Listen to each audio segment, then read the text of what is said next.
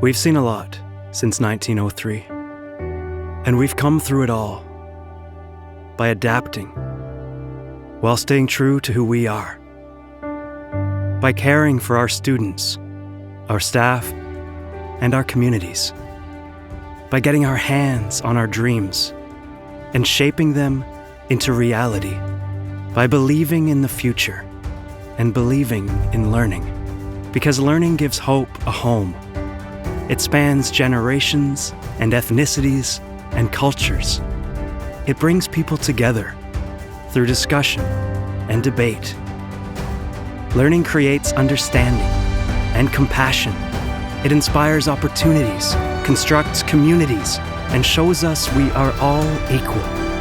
That's our future, and it's calling to us to find our passion, to find our purpose, to become who we are meant to be.